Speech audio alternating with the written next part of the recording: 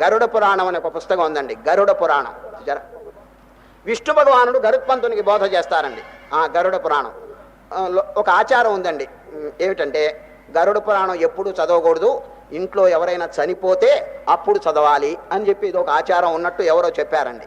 కానీ నా సలహా ఏమిటంటే అందరూ బతికున్నప్పుడే చదవండి. సరే, ఏడుస్తూ చచ్చి నానా ఇదిగా ఉంటే ఆ టైంలో గరుడ పురాణం ఎవరికి అర్థం అవుతుంది చెప్పండి? అందరూ ఆరోగ్యంగా సుభిక్షంగా ఆనందంగా ఉన్నప్పుడు మాత్రమే ఇది గనక చదివితే చక్కగా బోధ జీర్ణం అవుతుందన్నది. అది విష్ణు భగవానుడు గరుత్మంతునికి బోధ చేస్తారండి. ఈ గరుత్మంతుడు ఏమడిగాడు తెలుసండి? ఓ దేవా, వీరెవరో తెలిసిన వాహనం, విష్ణువు గారికి వాహనం అండి. వీరు ప్రశ్న చేస్తున్నారు, ఏమండి జీవుడు ఏ పాపం చేస్తే నరకలోకంలో ఏ శిక్ష అనుభవిస్తాడు? ఇదండి వారి ప్రశ్న. అనేక పాపాలు చేస్తున్నాడు, ఏ పాపమునకు అక్కడ ఏ శిక్ష లభిస్తుందో దయచేసి సెలవు ఇవ్వండి అని గరుత్మంతుడు ప్రశ్న చేస్తారు. విష్ణు వీరి మీద వాత్సల్యం చేత చక్కగా బోధ చేస్తారు. ఆయన ఇదిగో అబద్ధం మాట్లాడితే అక్కడ ఆ శిక్ష, దొంగతనం చేస్తే ఆ శిక్ష, ఈ విధంగా అన్ని చెప్పేశాడండి.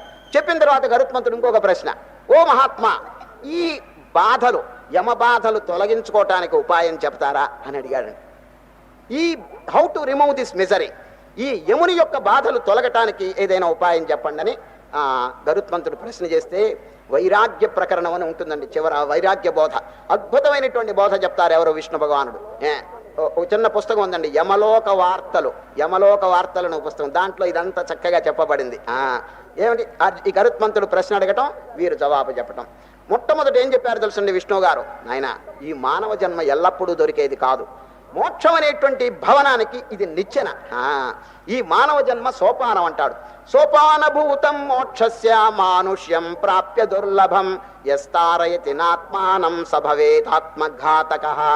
ఎవరు దీన్ని దురుపయోగం చేసినారో నిరుపయోగం చేసినారో వారు ఆత్మను చంపినట్టే అన్నాడు ఎవరు? విష్ణువు గారు. మళ్ళా వినండి, సోపానభూతం, సోపానం అంటే నిచ్చెన, మెట్లు. ఏమండి, మేడపైకి ఎక్కాలంటే ఏమిటి మనకు ఆధారం చెప్పండి? ఏ ఉపాయం చేత మనం మేడ ఎక్కగలం? ఊరికే తాళ్ళు పట్టుకుని ఎవరైనా ఎక్కుతారా? లేదండి. నిచ్చెన కానీ లేక మెట్లు కానీ ఉండాలి. అవి లేకపోతే ఎక్కలేరండి. అదేవిధంగా మోక్షం ఎక్కాలని చెప్పి అందరూ అనుకుంటున్నారు, కానీ సాధనం ఏమిటి? చక్కని మానవ జన్మ. చూచారు, ఏ 84 లక్షల జీవరాశులు ఉన్నాయండి, దేనికైనా కామన్ సెన్స్ ఉందా? తెలివి ఉన్నదా? విజ్ఞానం ఉందా? తరించుకునేటువంటి శక్తి ఉన్నదా? ఏమీ లేదు కదా. ఇప్పుడు చూడండి, ఎన్ని మన కళ్ళెదట పందులు, గాడిదలు, కుక్కలు, చీమలు, దోమలు, పక్షులు ఇవన్నీ కనిపిస్తున్నాయి. దేనికైనా పొద్దున్న లేస్తే తినటం తప్పితే ఇంకా ఏమైనా వాటికి ఉన్నదా చెప్పండి? ఏం పని లేదు కదా. మానవుడు అట్లా కాదు. నేనెవరు, ఈ జగత్ ఏమిటి, ఈ ఫ్యామిలీ ఏమిటి, ఈ కుటుంబం ఏమిటి, నా భార్య ఎవరు, బిడ్డలు ఎవరు, ఇదివరకు ఎవరైనా ఉన్నారా, వీళ్ళు ఇప్పుడు మధ్యలో అంటుకున్నారు, ఎంతకాలం వీరుంటారు అనేటువంటి ఆలోచన మానవుడికి ఉన్నదండది. కనుకనే శంకరాచార్య ఇటువంటి విచారణ చేయకపోతే మానవ జన్మ నిరర్థకం అంటాడు.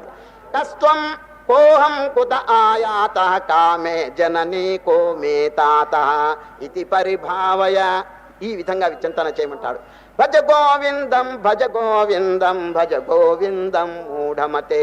ఇటువంటి అమూల్యమైనటువంటి శరీరం మానవుడు భగవంతుడు మనకి ప్రసాదిస్తే దాన్ని ఏం చేస్తున్నాడు చెప్పండి?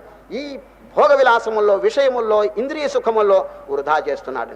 ఇవి ఎంతకాలం అంటే చెప్పండి? ఒకవేళ అనుభవించాడు, ఏమైనా తృప్తి ఉందా చెప్పండి? యయాతి 2 యవనాలు అనుభవించి కూడా నాకు ఏం తృప్తి కలగలేదని ఘోషించాడే, ఇక ఎంతకాలం ఈ విధంగా నాశనం చేస్తుంటాడు చెప్పండి? తిరిగి మానవ జన్మ వస్తుంది అనేటువంటి గ్యారంటీ లేదండి. అది భగవద్గీతలో చూడండి, రేపు 16వ అధ్యాయంలో పాపులు, దుర్మార్గులు, దుస్సంకల్పం కలిగిన వారు వీళ్ళందరినీ నేను మూట కట్టుకుంటాను అన్నాడు ఎవరు? శ్రీకృష్ణ పరమాత్మ. అంతా మూట కట్టుకుని ఏం చేస్తాను తెలిసిన? తాన్ అహం ద్విషద క్రూరాన్ సంసారేషు నరాధమాన్ క్షిపామి, విసిరి అవతల బారేస్తానన్నాడు. ఎక్కడ? క్షిపామ్యజశ్రమ శుభాన్ ఆసురీష్వేవయోనిషు. అసుర గర్భం. అసుర గర్భం అంటే ఏమిటో మనం ఏమిటండి? నీచమైన రాక్షస జన్మ, లేకపోతే క్రిమికీటకాదులు, లేకపోతే పశువులు, ఈ విధంగా జన్మిస్తే మళ్ళీ ఏ విధంగా తెప్పరించుకుంటాడు చెప్పండి? ఎన్ని జన్మలు పైకి పోవాలి, పోయి పోయి ఆఖరికి కోతిగా మారతాటండి. ఇది చిన్న పురుగు. ఒక పురుగు పరిణామం పొంది ముందు పశువు అయిన తర్వాత కోతి అయిన తర్వాత మానవుడు అని చెప్పి డార్విన్ అనేటువంటి పశ్చిమ దేశ సిద్ధాంతి చక్కగా ఇట్లా చెప్పినాడండి. నిజమే అని అనుకుంటాం. ఆ మనుష్యుడి దగ్గర రావడానికి ఎన్ని జన్మలు గడవాలి చెప్పండి? అది ఎన్ని కోట్ల జన్మలు గడిచి ఆఖరికి సుకృతం వల్ల చక్కగా మానవుడై పుడితే, సుకృతం అంటే పూర్వపుణ్యం, ఆ పుణ్యం వల్ల మనుష్యుడిగా పుడతాడండి. అప్పుడు దీన్ని తృణీకరించటం న్యాయమేనా?